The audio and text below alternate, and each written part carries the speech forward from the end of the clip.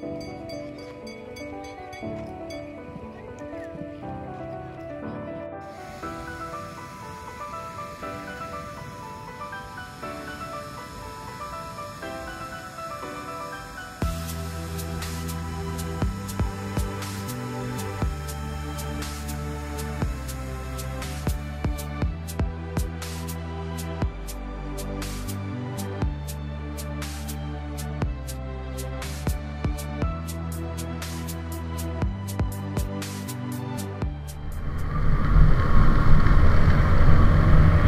Good morning! What's up mga pre? Kamusta kayong lahat? I hope nasa mabuti kayong kalagayan ngayong mga oras na ito na pinapanood nyo ang video na ito. So for today's video, tayo ay mag-moto camping. Ayan, moto camping tayo sa isa sa mga paborito nating lugar na madaling ma-access mula sa Bulacan. Ito ay ang Dingalan, Aurora. Ayan, mag-moto camping tayo sa tabing dagat at mag-explore ng konti lang sa Dingalan. Mag-chill lang tayo, magre-relax. At ayan, babawas ng stress kasi next week ay puro na gawain para sa eleksyon. Kasi ang inyong Kuya Jay ay uupo sa bilang kasama sa election board ngayong darating na eleksyon. Ayan, so ngayon tayo ay nasa Gabaldon pa lang and malapit na tayo sa marker ng Dingalan, Aurora. Ayan, so sana samahan nyo ako ngayong araw na to sa camping natin hanggang bukas ng umaga or hapon, depende kung anong oras ako sipagin umuwi. Ayan, samahan nyo ako ha. So mga pre, ang lamig. May lamig ang nararamdaman ko ngayon dito habang bumabiyahe sa around ng Gabaldon. Ewan ko lang mamaya pagdating sa Dingalan mismo sa tabing dagat ng ganito pa din. Kalamig ang simoy na hangin.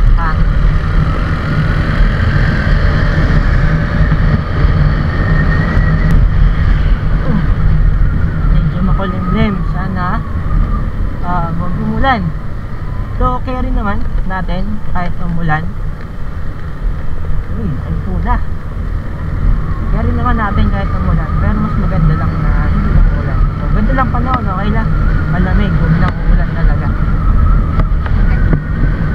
And eto na ang marker ng Dingalan, Aurora. At syempre maraming tao. Ayan, kuha lang tayo ng pang intro.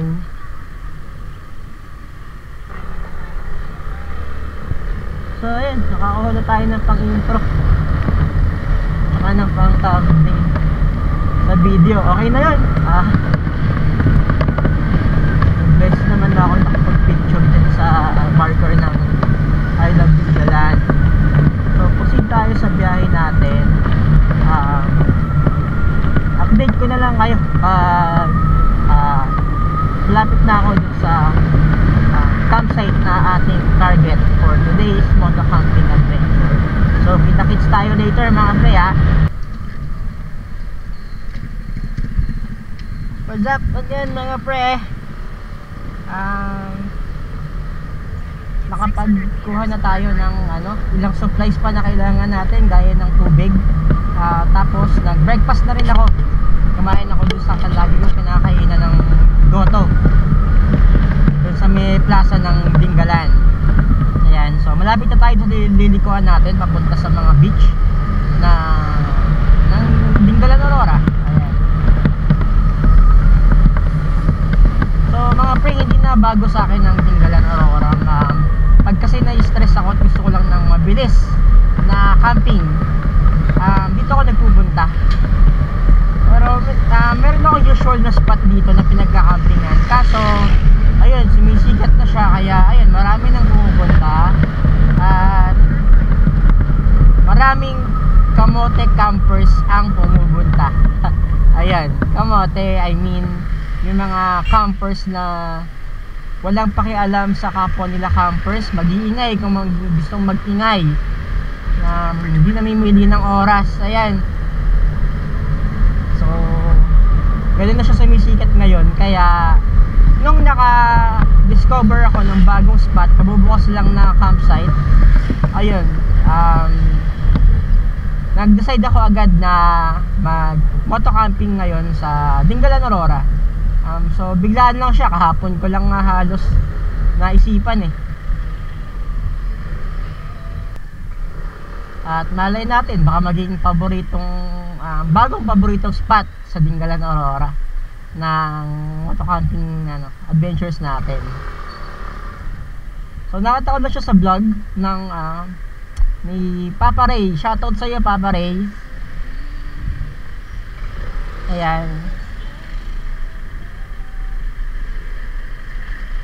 Siya pa lang yung nakikita ko. Dalawa sila eh, magkasama sila. Sila pa lang nakikita kong moto vlogger na nakikita kong nagpunta doon. So hopefully sana pagdating natin doon, tayo pa lang ang tao para makahanap tayo ng magandang spot.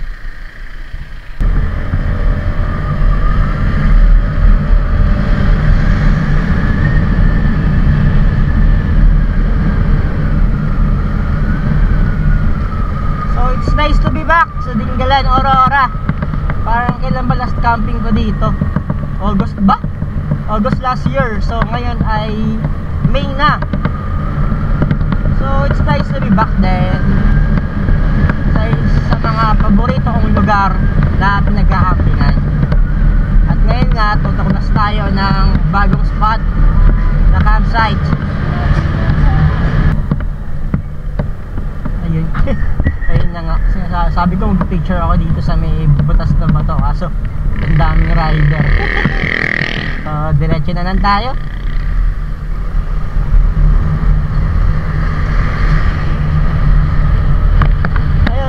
Mukhang maganda ang alon ng dagat ngayon. So yun nga pala, itong part ng dagat dito sa Dingalan, Aurora ay Pacific Ocean. Kaya mayaman yan sa yamang dagat. So karaniwan ng hanap buhay ng mga lokal dito ay pag-iisla. Siyempre bukod sa tourism, ayan, pangingisda ang pangunahing hanap buhay ng mga taga dito sa Dingalan, Aurora. By the way mga pre, ang Dingalan, Aurora nga pala ay ang nag-iisang bayan or munisipyo sa Aurora na nakahiwalay sa the rest ng part ng Aurora. Kailangan para makapunta pa sa ibang lugar sa Aurora, kailangan mo pang umikot sa Palayan, sa Cabanatuan. Ayan. Ay, meron daan pala sa Bungabon. Ikot ka pa ng Bungabon para makarating sa ibang lugar ng Aurora. At napakalayo nun.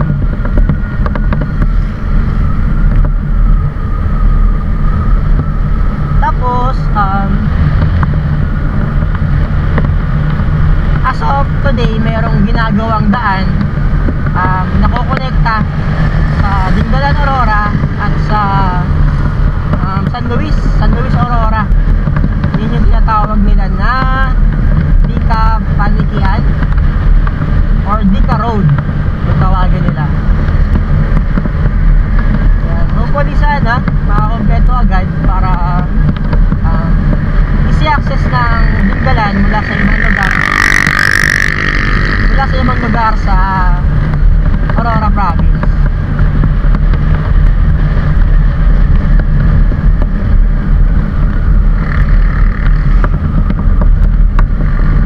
So yan, okay na yung kalsada dito, gawa na. Kasi last time or last year, may oras na sinasarado yung kalsada na to kasi ginagawa. Ayan, sinisemento. Ayan, okay na siya. Kaya any time of the day ay pwede na magdire-diretso na pumunta dito. So ayun, meron pa palang ibang part. Hindi, kapraso na lang pala to. Kapraso na lang yung part na hindi sementado.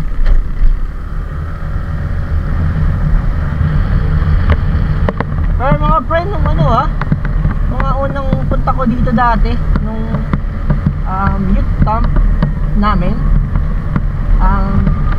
Nalimutan ko nung anong taon na. Ito talagang rough road pa. Pero napapasok ng bus. Oh, may terminal ng bus sa dulo nito.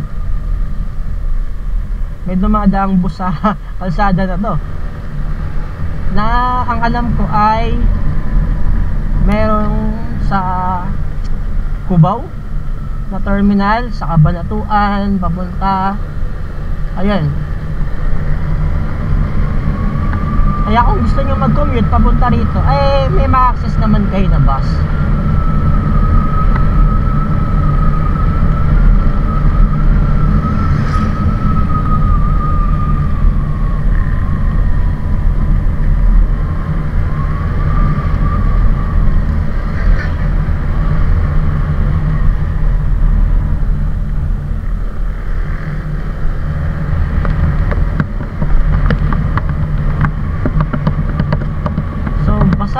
Yung kalsada, mukhang kakaulan lang dito. Ayan. Ewan na natin kung yung pag-ulan na yon magdulot ng lamig or ng init, kasi sisingaw lang yung init dahil sa ulan. Daming nagtatawag ng ng cottage. I love Matawi. So tayo ay nasa barangay Matawi na. Alam ko yung barangay na nakakasakop doon sa campsite na ating pupuntahan ay barangay Matawi din. So hindi rin siya ganun kalayuan doon sa usual spot ko dito, kasi sa barangay Matawi din yun. Yun yung entrance papunta sa ating usual spot. Pero for today hindi muna tayo doon mag-camping. Magta-try muna tayo ng ibang campsite.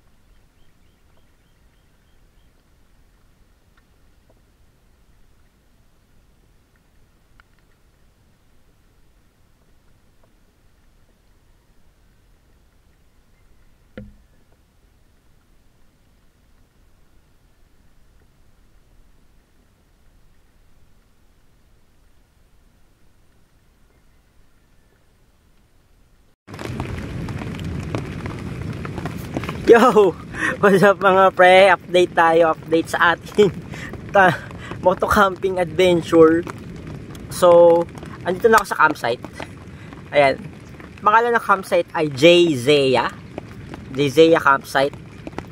Resort and campsite.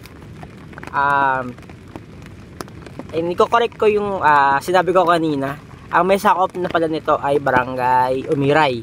Umiray na may sakop nito. So, kanina, pagpasok ko pa lang ng Umiray, sobrang lakas ng ulan. Sinalubong ako ng malakas na ulan. So, basang-basa ang Kuya Jay nyo. So, ayun. Kaya hindi na ako napag-video papasok dito sa campsite. Tsaka, hindi na rin ako nakapag-video ng pag-setup ng ating tent, ng ating shelter. Kasi nga, lakas ng ulan. Ayan, pero nakasettle na ako. Nakakain na rin ako ng snack for breakfast. Kasi diba, nag-breakfast ako kanina sa May Kabayanan. Tapos, niluto ko yung beef mami na pabaon sa akin ng aking mother. Ayan, thank you mami sa pabaon. Ayan, nainitan ng aking tiyan. Tapos, maya-maya, siguro pag tumila-tila yung ulan na maglilibot tayo dito sa campsite. Ayan. Tapos, for now, siguro magpapahinga muna ako, matutulog. Kasi mahaba-haba din yung binahe natin kanina. Tapos, nag-set up pa tayo ng tent. Ayan, so nakakapagod. Kaya, papahinga muna ang inyong Kuya Jay. So, mamaya, samahan nyo ako Marami pa tayong pagsasama-samahan na adventures dito sa moto camping adventure na to. See you later! Hello mga pre! So, update, it's oras 1:56, magto 2 PM na. So nakatulog na tayo. Siguro 2 hours din mahigit yun nakatulog tayo, nakapagpahinga. So ayun, yung panahon, wala na yung kaninang malakas na ulan. Ngayon, ang taas na ng sikat ng araw. So yun natutunan ko sa pag-adventure sa bundok or dagat. Hindi mo talaga ma-predict kung ano magiging weather, kung araw ba maghapon, kung uulan ba, di mo ma-predict kasi pabago-bago talaga ang panahon sa dagat or sa bundok.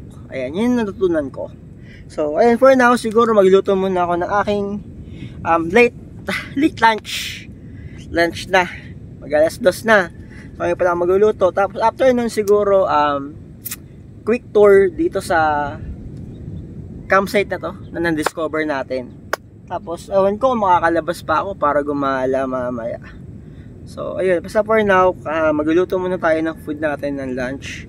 Tapos, ayun nga, tour dito sa lugar na to. So, ayun yung ibang gamit ko na mga nabasa kanina, pati pantalon ko, ayan yung jacket ko. Mga nakasampay, pinapatuyo natin para bukas, all goods tayo. Okay? So, dyan lang kayo mga pre. Samahan nyo akong magluto ng break ng dinner natin. Dinner. Lunch natin. Lunch, hindi dinner. Okay?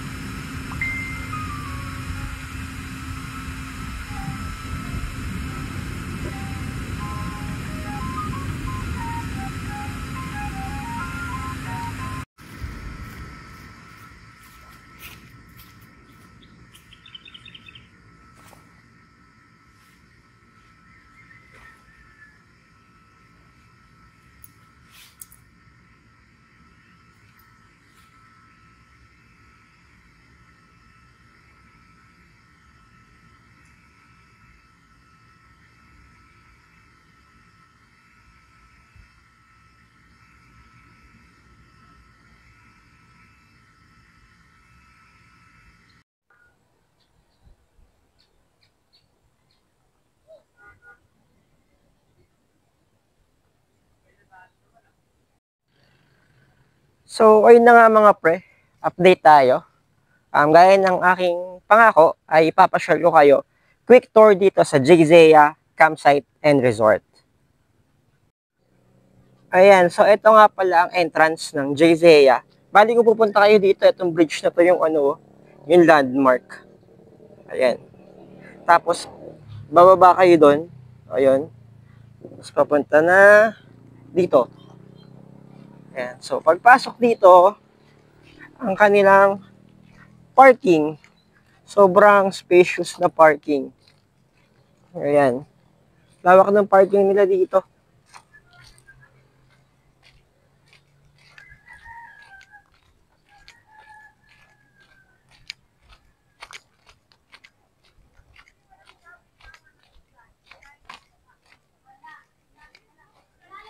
Tapos, pagpasok niya dito, sa bandang kaliwa, meron silang pond dito. Palaisdaan.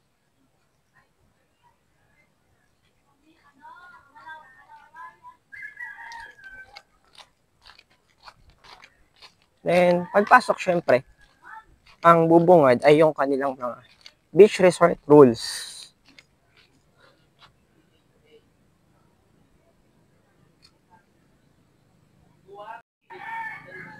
Dito, meron din silang mga rooms. Aircon rooms.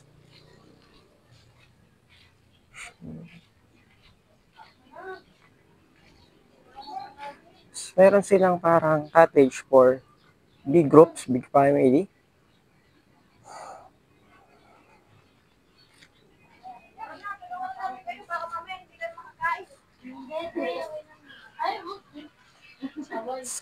Common CR, common kitchen pala.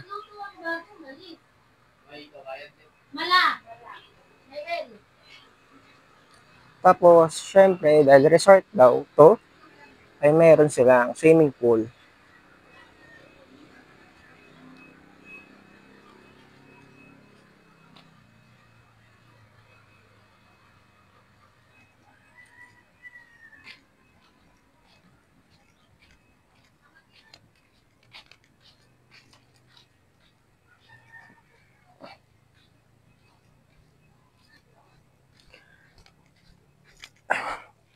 Ito pa, cottage din. Tapos, ayan, may mga cottage din sila dito. 1, 2, 3, 4 big cottages. So, ako, ito yung aking setup. Ayan.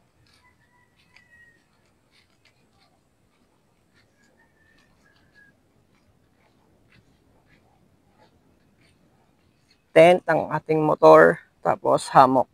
So, nung una, doon ako nakapwesto. Ayan, doon. Diyan.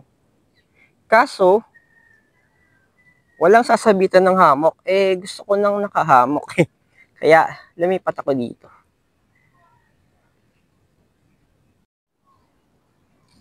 At, ayun, pag diniretso to, ay, ito na yung dagat. Ang Pacific Ocean. So, ayan, meron din sila ditong pang-activities. Oh. Pwedeng beach volleyball.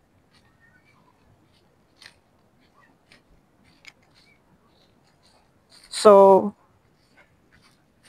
gaya sa maraming part ng Dingalan, malakas ang alon sa lugar na to.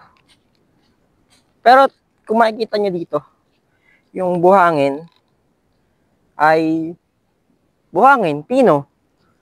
Hindi katulad sa ibang part ng Dingalan. Gaya na sa may Matawe, tsaka sa may butas na bato, ayun, ay puro batuhan. Dito ay buhangin pa din. Ang lawak, oh.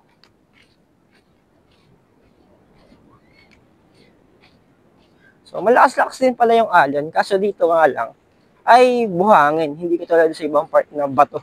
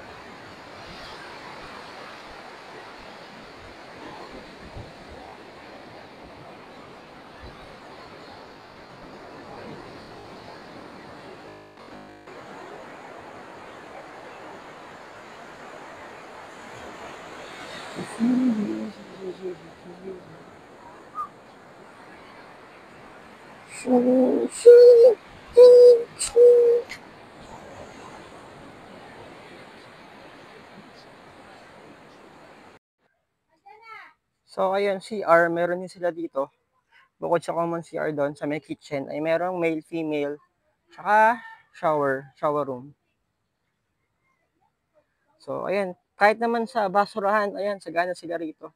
So, walang dahilan para magkalat. Kasi may mga trash can naman sila dito. So, ayun lang yung para sa ating quick tour dito sa campsite, yung resort na to. Ang Jayzea Resort and Campsite. Beach Resort. Ayan. And again, this is my setup. Ayan, nakasampay pa yung mga damit ko kasi nga ng mga nabasa kanina. Ito pa yung ibang gamit ko na pinapatuyo, pati sapatos. Ayan, so guys, time check, it's 5:08. So, pahinga muna ulit. Maya-maya, luto ng dinner habang maliwanag. And then, let's see kung ano pa magagawa natin. So, bye-bye guys. See you later.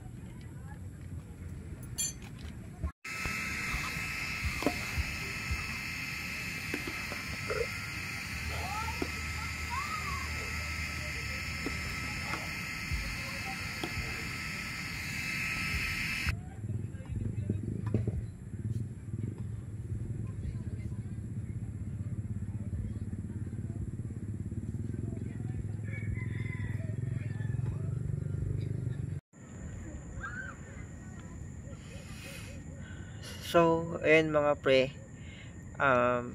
time check, 8:27 PM. So, ayun, kanina after ko mag early dinner, ay nagtampisaw muna ako saglit dun sa pool para medyo ma-freshen up tayo. Ayun. Tapos noon, ang plano ko sana ay sa hammock lang matulog. Ayan, sarap sana, lamig, kaso nagpaparamdam na yung ulan. Ayan, umahambon-ambon. Kaya para mas safe, mas tuloy-tuloy na yung pahinga, pumasok na ako sa loob ng tent. Dito na ako magpapahinga, dito na ako matutulog. Ayan, so ayun, kita-kits bukas sa second day ng ating moto camping adventure dito sa Dingalan, Aurora. So, good night guys. See you tomorrow.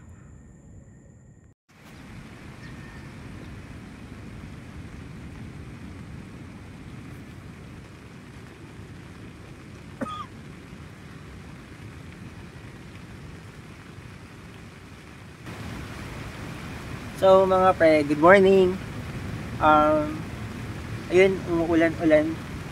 So, bala ko sana maaga umalis ngayon.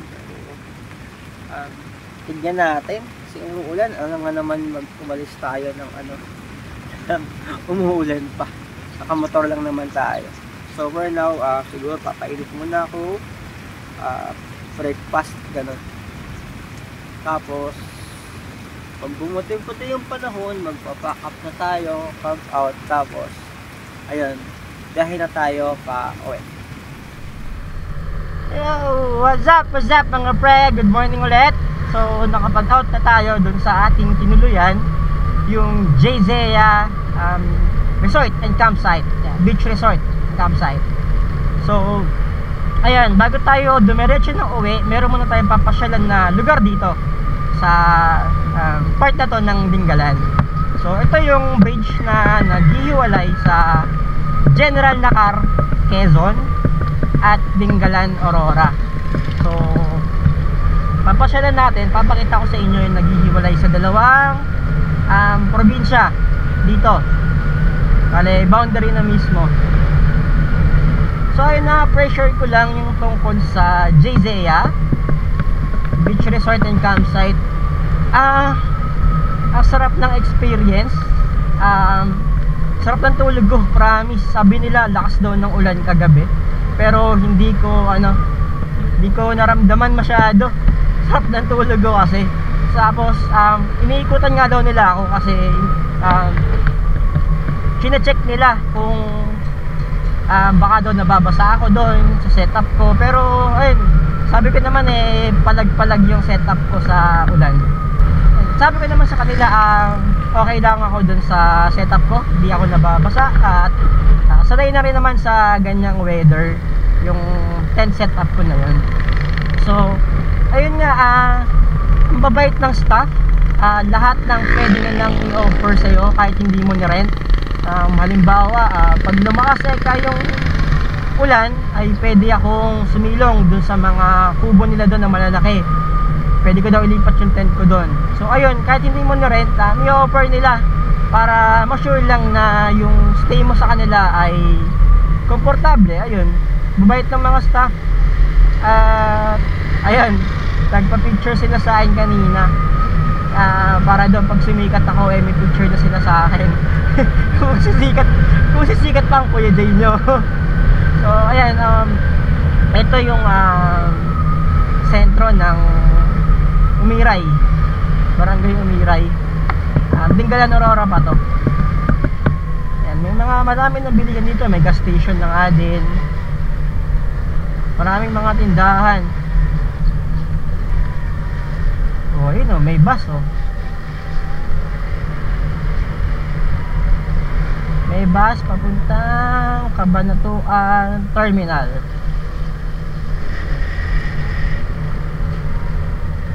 So mga pre, ayun na nga, eto na yung bridge na naghahati sa Dingalan, Aurora at General Nakar, Quezon.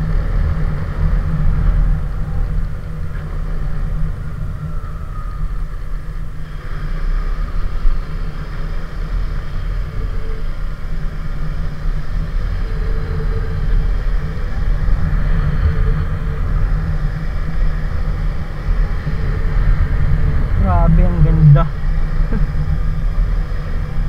Okay, so mga pre, tignan nyo to. Bumaba tayo. So ayun mga pre, so dito sa tulay na to, mayroong gitna, eto, yung marker na yan, parang boundary. So though andun pa naman yung arko, ayun, andun pa yung arko ng General Nakar. So makita nyo dito, sa bandang to, kulay yellow yung pintura ng bridge. Tapos dito naman sa kabila ay kulay orange ba to? Flesh, ayan. So yan yung nagsisilbing palatandaan na hati na itong bridge na to. So dito sa banda na to yung Dingalan Aurora, tapos dito naman sa bandang to yung General na Quezon. So dito wala pang masyadong established na kalsada.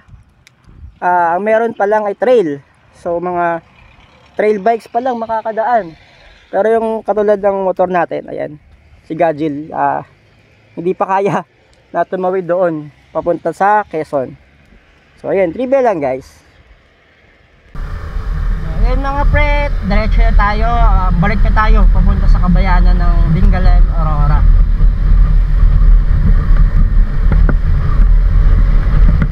So samahan nyo ako hanggang makalabas ako dito at marami pa akong share sa inyo sa lugar na to. And look at that view mga pre, solid. Para ka nung nasa Siargao nito mga pre.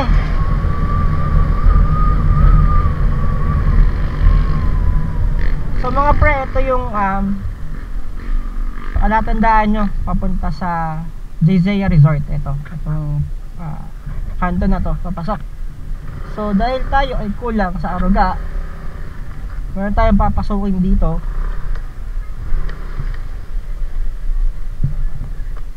Ate, nadadaanan to?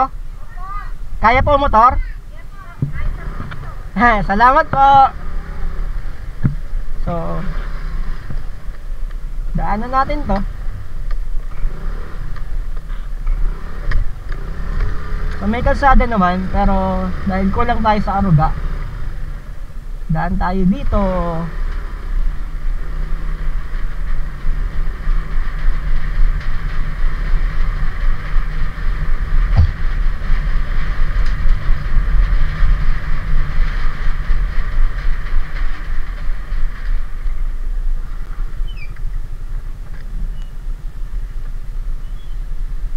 Kapraso lang naman yung bridge na yun. Ano, tatandaan ko na to. Ito yung dito ako bumili ng ice cream nun sa banda rito. Ayun, dun sa tindahan dun ako bumili ng ice cream. So may school dito. Ayan, high school yata to. Ang lawak ng school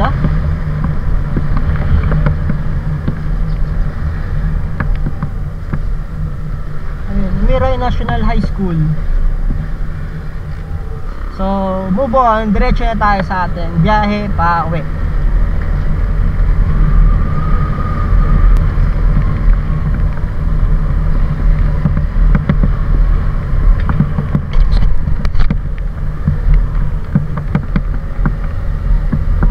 What a nice view.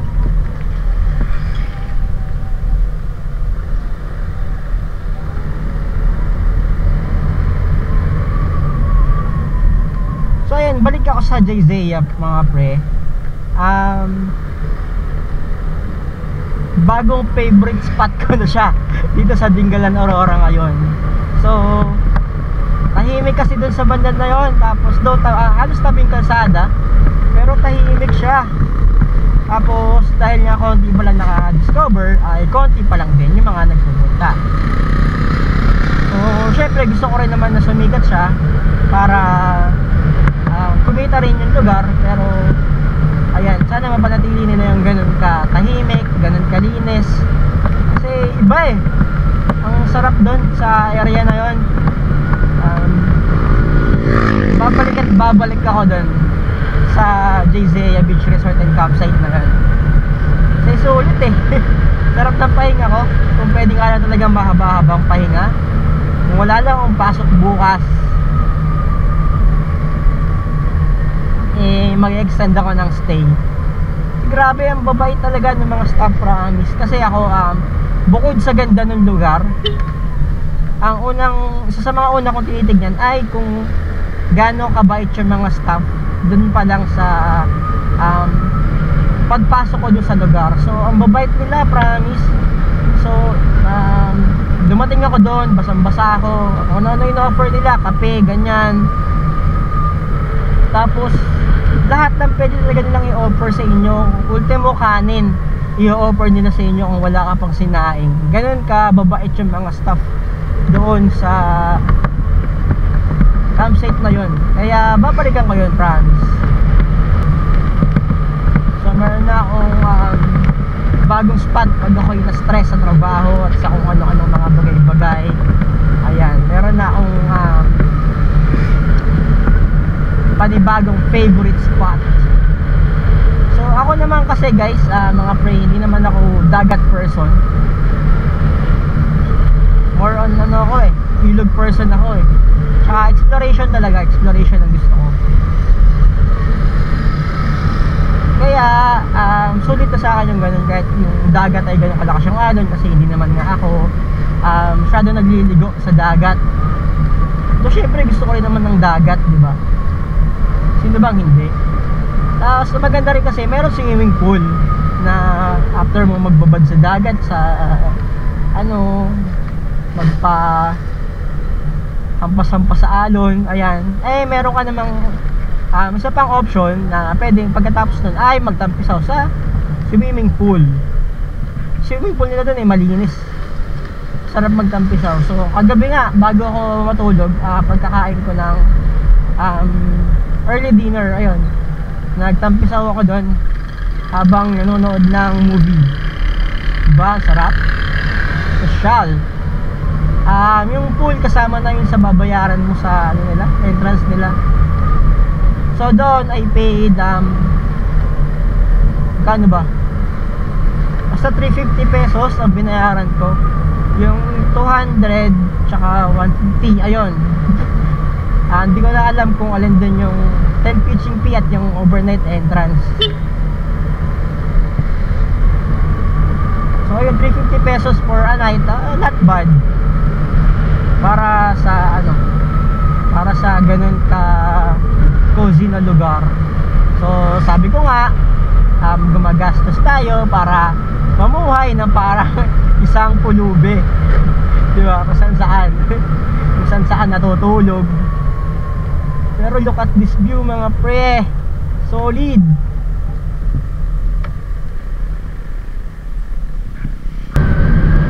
Woo! Ganda ng Pilipinas!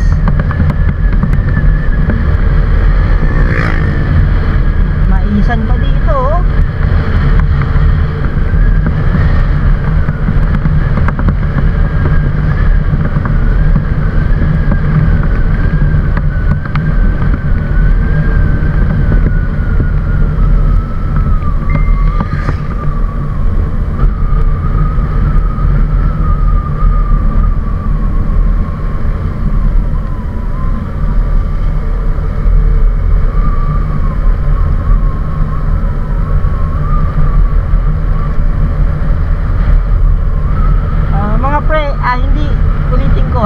Hindi ko first time na makapunta dito sa Dingalan, Aurora. Madalas akong pumupunta rito at every time na pumupunta ako, this place never fail to amuse me. Napakaganda. Tuwing pupunta ako dito, na-amaze talaga ako.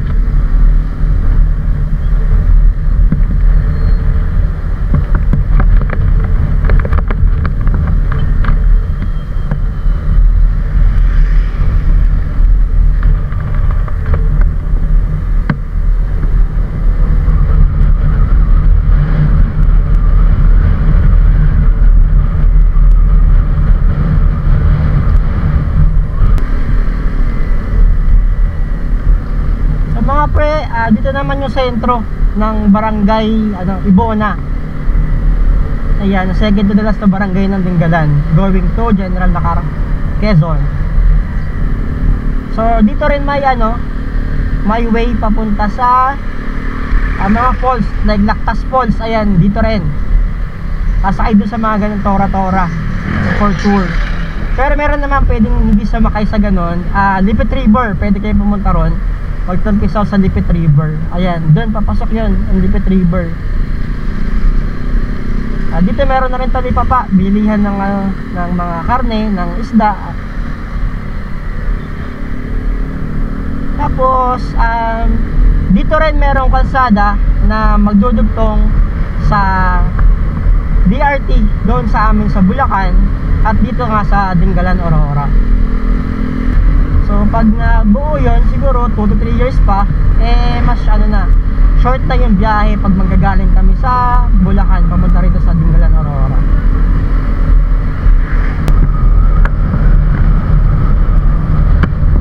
So yun mga pre, ito ay Barangay Matawena. Minsan ako madalas, pero ngayon ay mukhang sa ibang barangay na ako madadalas. So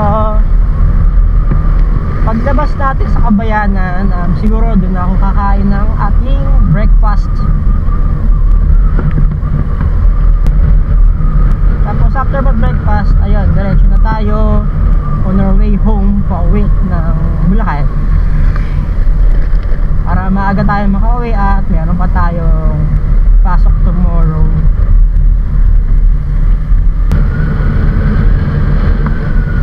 So ayan, nandito na tayo dun sa aking usual na spot. Ayan, dito yon. Dito sa papasok na to. Ayan, sa may waiting shed, papasok dyan. Dyan yung aking usual na spot. Pero ngayon ay meron na nga tayong bagong paboritong spot. So yun, sabihin nyo na, KJ naman, kung ang gusto ko na campsite ay tahimik, sana sa cemetery na lang ako nagpunta. But no, may mga tao na gusto talaga ng katahimikan, lalo na pag tumatanda ka na. Gusto talaga ikatahimikan na. At sana irespeto natin yun. Kaya mind your own noise. So dapat aware ka kung nakakagambala na ba yung ingay nyo pag nasa campsite na kayo.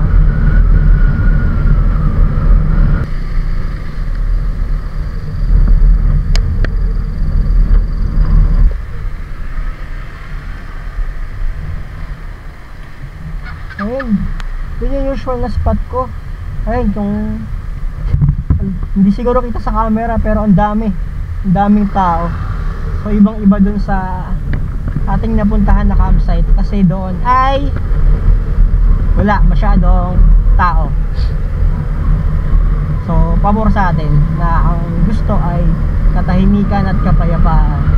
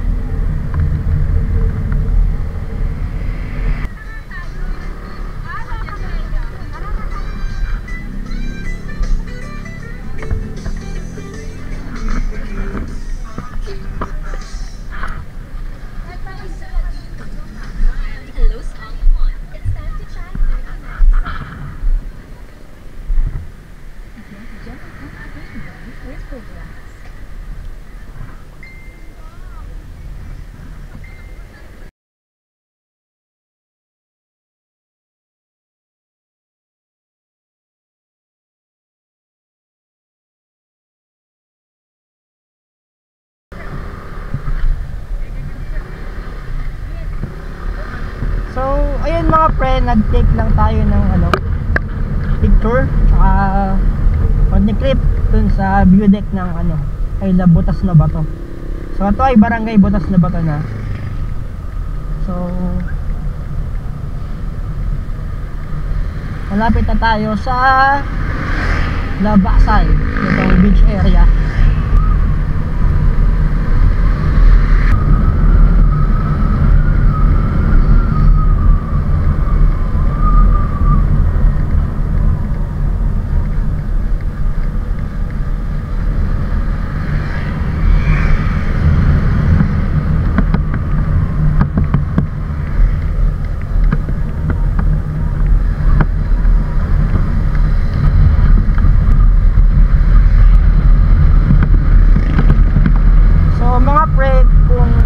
Pagpunta nyo rito, wala pa kayong nabibiling mga para sa pagkain nyo, mga lulutuin, ganyan.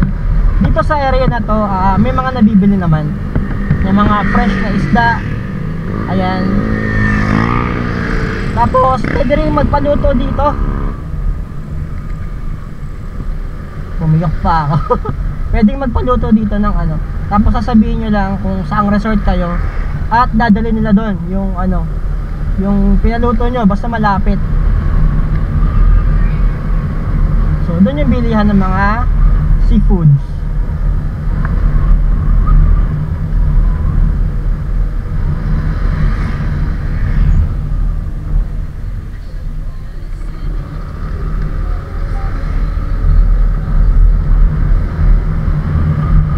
And nandito na tayo, malapit na sa pinusukan natin kahapon.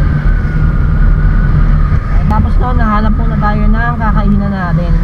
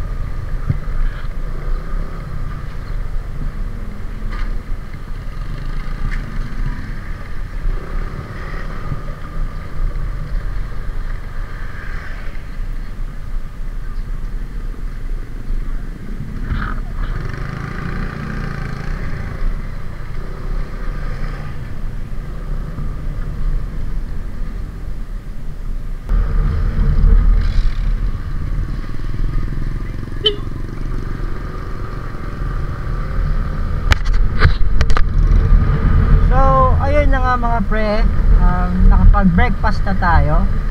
So nag heavy meal breakfast ako para malayo-layo yung ating marating ng busog tayo.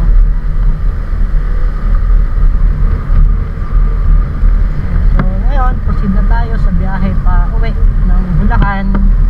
At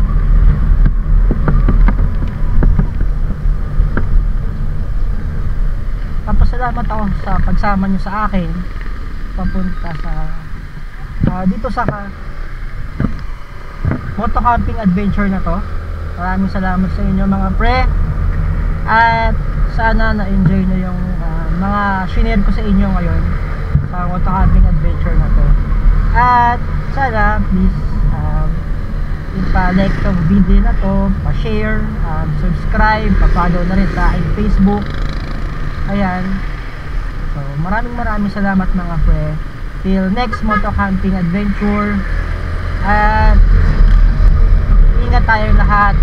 Travel adventurously, and to God be all the glory and praises. Peace out.